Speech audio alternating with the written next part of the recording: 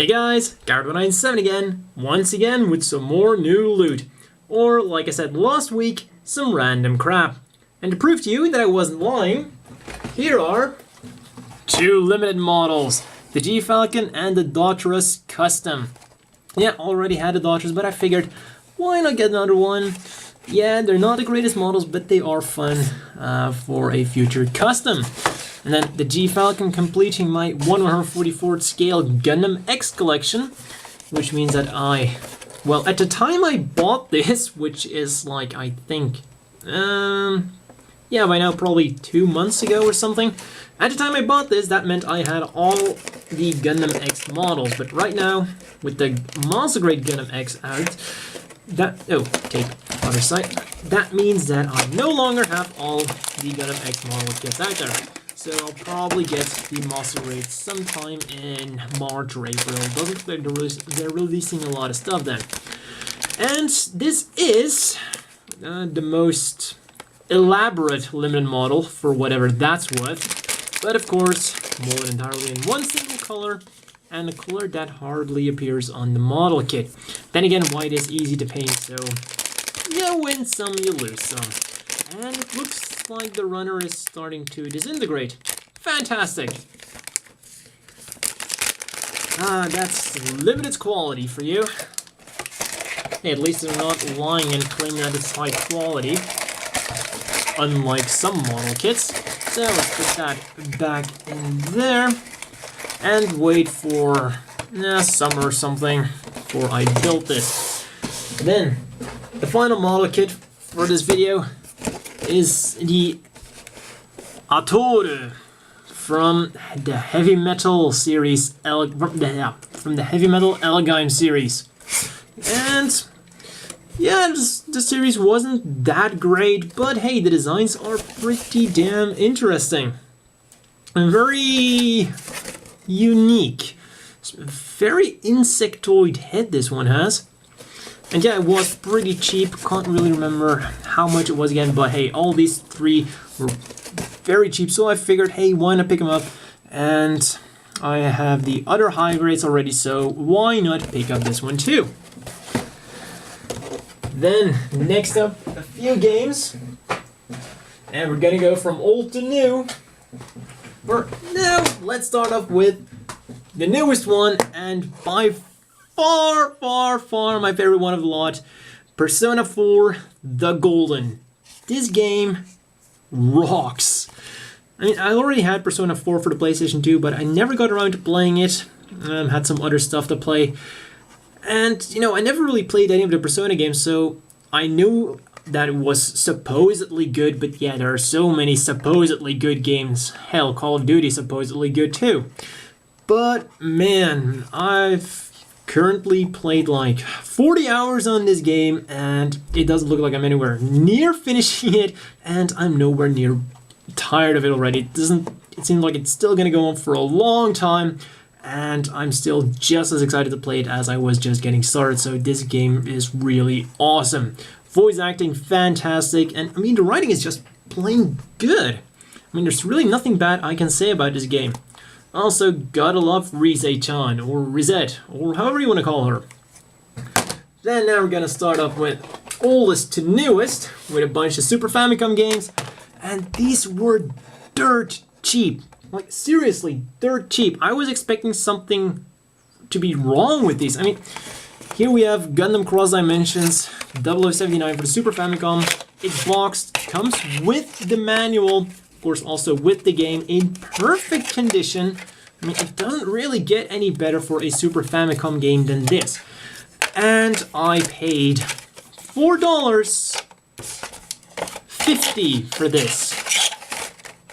Oh no, wait, no, not $4.50. That was the most expensive one. This one was $4. $4 for a boxed Super Famicom game. Then what else do we have here? Cyber Formula. I haven't watched the anime yet, but I think this is a pretty interesting looking anime.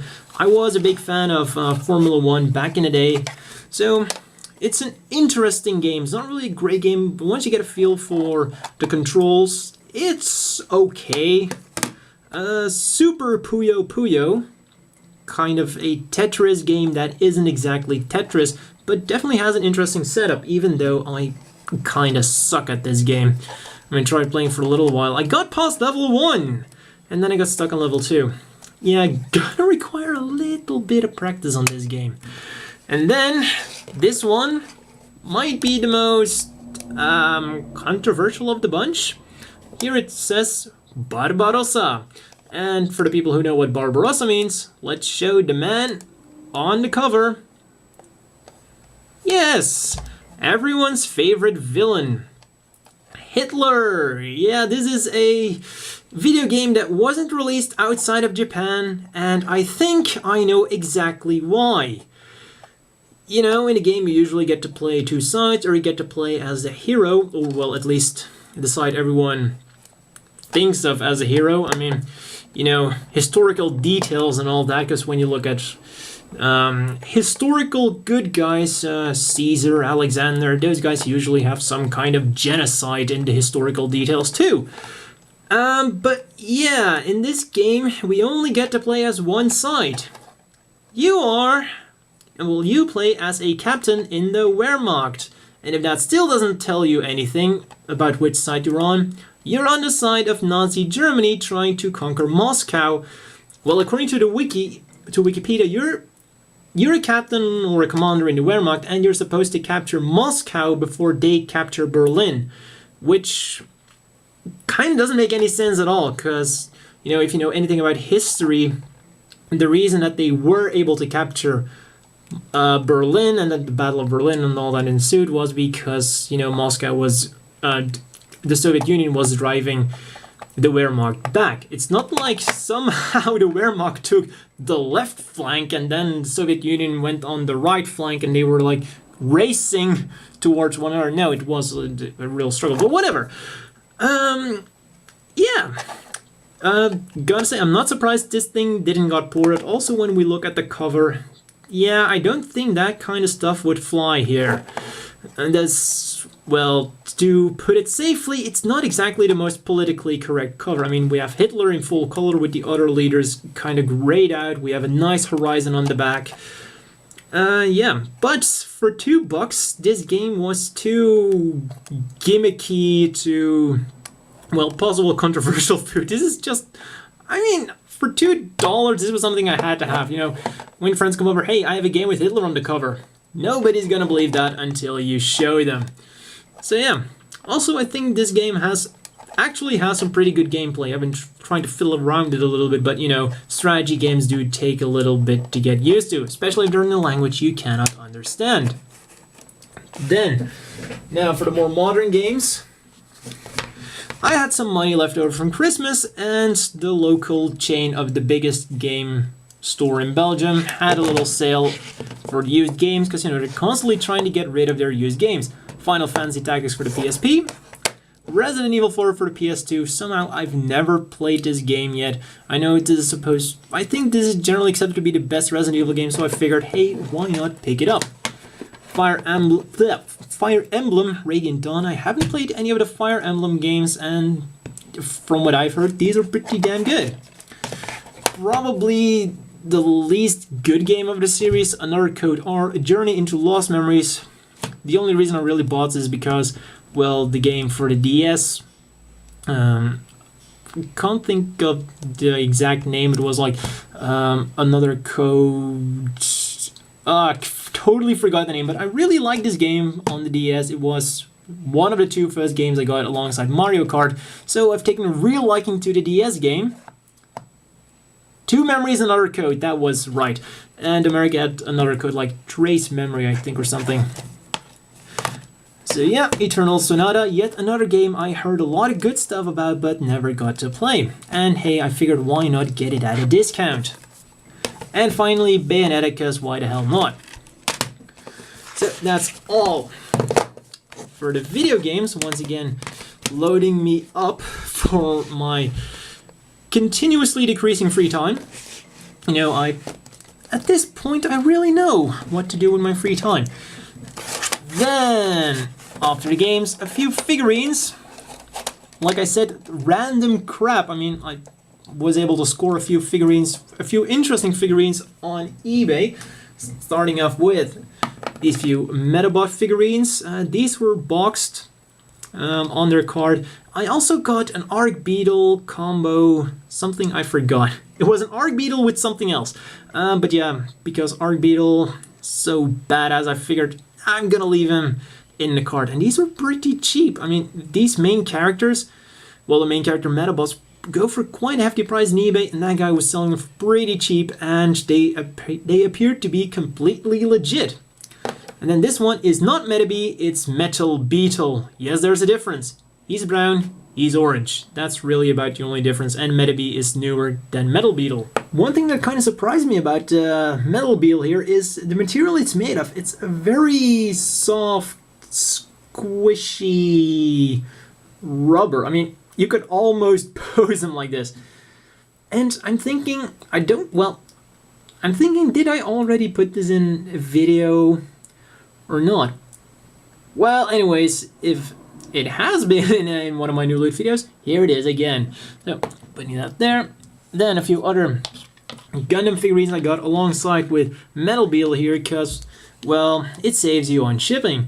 We have a very cool looking silver Zeta Gundam and Gundam Mark II. The cool thing about the Zeta Gundam is that you have a few panels opening here and there to reveal some inner details. So this is a really nice little figure. Then we have the Gundam Mark II. Also looks pretty nice, but not quite as nice as the Zeta Gundam. Then here is a little dagger, well, a 105 dagger with the gun barrel pack on it, and he has a little bit of articulation. The arms rotate all around, the head is just stuck in there, and the hands have these general purpose holes in them to apparently hold everything that these figures come with that has a peg. So if you want to give him a Gatling gun, you just put the head in there, and this can also be removed. You put the head on there. I wonder if this thing at one point came with thrusters, because obviously I got this one used. It would be pretty interesting. Hey! There are holes in the shoulder so you can put striker packs on this. Well, that's attention to detail for such a tiny, tiny SD. And now I want to get a Strike Gundam SD of the same series. I want to make a launcher dagger. Well, that's something to look forward to in the future. Then we have, this one was from Amiami's, pre-owned. Yeah, pretty sure it was pre-owned. Actually, I got this alongside the PS Vita with the Gundam Breaker pack. See a little bit of articulation going on this guy. Turns around, pretty much the very basic stuff. I mean, the knees don't even move, and well, it's overall still a very nice looking figure. It just doesn't have a lot of weapons or a lot of things going on. It just has a giant head. That's really the thing about this machine. It has a huge fucking head. And the other thing I also got from Amiami's pre-owned section is Revoltech Irie. And I'm not really a big fan of Queensblade. Heck, I think I watched the series a long time ago and I can't remember anything from the series, but I don't know, for some reason I really like Irie as a character. I have no idea why. Maybe it has something to do with her being, twin tails, red hair, like some other character I think I might like a little bit, but it's probably pure coincidence. Also, one thing about the pre-owned section, I think this figure is missing the flames that are supposed to clip on the head. It has it has a flaming sight, but it didn't come with the flames for the hair. So, a little bit of a warning to people who want to use Amiami's pre-owned section. Be really sure to check the details and be prepared that maybe in an odd case some things might be missing. Like I got the extra finish Freedom Gundam Master Grade and it didn't come with a stand. Fortunately I did have a spare stand for my Strike Gundam, but still that seems a little bit, that just seems you know, lacking attention to detail. Hey, I paid for the entire kit. Yes, it was discounted, but I still wanted the whole thing. Just like I would have liked to have the Flames with this Irie figurine. Now, let's put that to the side and continue on with the final things I got. You know, I said something about a red-haired character, but we're probably not going to see a hell of a lot of her anymore. And here are a few Meyrin cards I also got from a guy. And the thing is, I've pretty much collected most of the Meyrin figurines, and aw, such a cute scene where she tried to fit on Luna's skirt. And I've pretty much collected most of the Meyrin figurines. There's just one left, so I don't know, I figured why not collect a few of the cards too. And I think that right now I have most of them already. Partly thanks to the guy I bought this from, including a bunch of free gifts. Because two more, and this is a pencil board or a, I'm not exactly sure anymore what these are called. No, not that. No, I forgot the name. Then this one, apparently some kind of portrait. You can open it up, then yeah, you can rip open the back and then it becomes a stand, and then it completely ruins the collector value. And you know, we included these little cards, and I thought at first that these were just two cards, you know, 1, 2, even says here gift, there was also a sticker on there, and at first I thought, hey, I didn't order that much, and then I realized, gift. Awesome. So at first I thought that he just gave me 2 free cards. And I gotta say, the rest I bought was quite on the expensive side, so it is really cool that he decided to give me 4 free cards. And attention to detail here for the seller. He saw that I bought only Meyrin cards and he gave me 4 Meyrin cards, so really appreciate the seller. I forgot his name, slipping my mind, but since he was so cool about it, here's a free advert for the guy. If you're looking for some collectible cards, be sure to check out the guy. And if you buy enough stuff, he'll probably throw in a free gift. I'll also put a link down in the description below. And let's see what we got here. One-chan, yamete! Kyuri one-chan! There we go. Yamete! From the final episodes, when Lunamari is about to shoot down the Eternal and is stopped at the last moment. This one, they went shopping right before not Lakas Klein is going to get shot. Very unfortunate. I really liked Mir. A lot better, a much better character than Lakas in my opinion, character-wise, not personality-wise per se. And this, oh yeah, Meyrin's scheme to save Athran. No.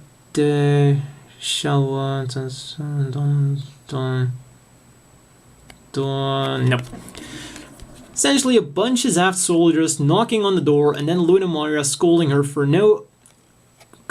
completely random reasons, because I don't know, they were about to knock down the whole damn door. So yeah, she, assuming that she really was taking a shower, she wouldn't really have a lot of other choice but to appear in a towel, because you know, putting on clothes takes a while, and by then they would have probably broken the door. And let's see here. Anata wa Mu janai. Yeah, Mario-san. Ano hito wa hontou ni Mu-san desu yo. This one can't immediately place it, but probably sometime after they were shot down by everyone's favorite psycho, Shin. So, that's all for this randomness loot.